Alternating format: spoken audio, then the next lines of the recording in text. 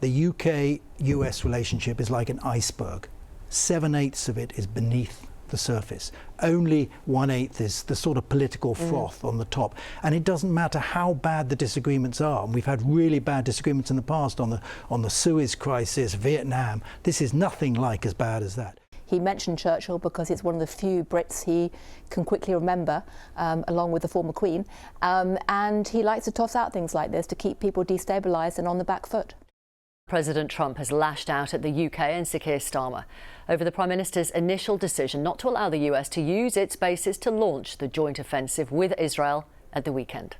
This is not Winston Churchill that we're dealing with. Spain has been very, very uncooperative, and so has UK.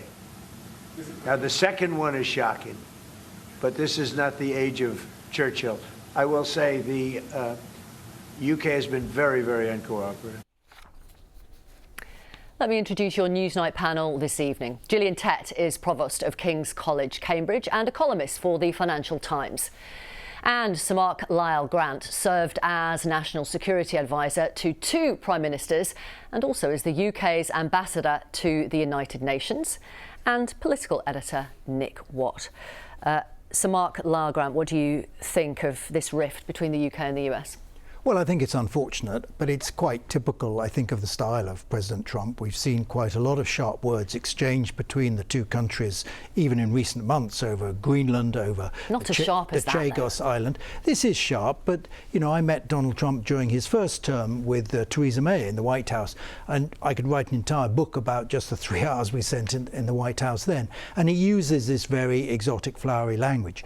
But I think really what this spat shows, in many ways, is that the relationship in security and defence is not a one-way street. We don't depend entirely on the United States.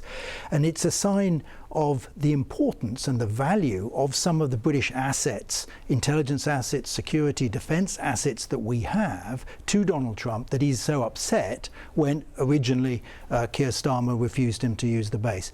I would not expect this to last very long. We know that Donald Trump lashes out, he changes his mind. I think all will be well by the end of the week, frankly. We are a very reliable partner of the United States. They know that.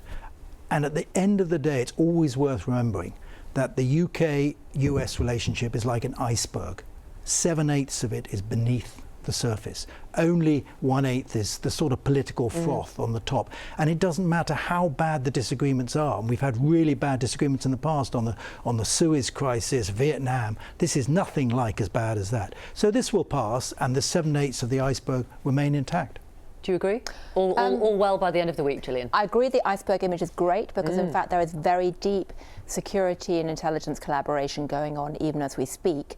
I've also seen Donald Trump over the years and been in to see him in the White House, and he does speak off the cuff and say very dramatic, headline-grabbing stuff all the time.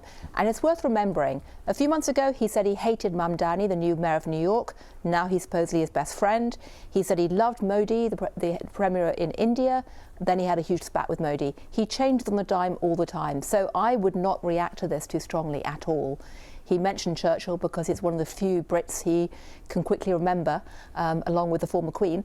And he likes to toss out things like this to keep people destabilised and on the back foot.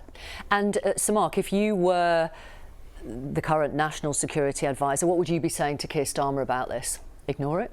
Well, like Gillian says, basically ignore it and continue with the business of government and the normal relations that we have with the United States. It'll pass over. I think if one hit back, and it would be very easy to do so, obviously, it would be unwise. There's no point stirring the story. It'll pass. The current National Security Advisor, Jonathan Powell, who famously said to the late Christopher Mayer when he was sent out to be ambassador, your job is to get up the bleep of the White House and stay there. So clearly, Keir Starmer is not up the bleep of the White House. And it's and that might doing some favours in sort of polling in this country. And well, and interestingly, I was talking to a member of the cabinet, and they said exactly that this is, you know, Keir Starmer is aligned with the Parliamentary Labour Party on this.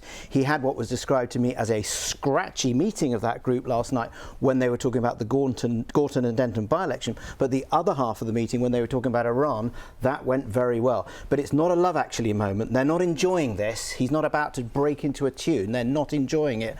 but the Prime Minister does know he's aligned But I with his think Keir policy. Starmer deserves a lot of credit for the way actually he's handled the relationship. It's a very difficult relationship with President Trump over the last year, because when you think you're talking about a left-wing human rights lawyer dealing with a property magnate, reality TV star, it isn't a marriage made in heaven. And many people said that the special relationship is dead instantly because of that.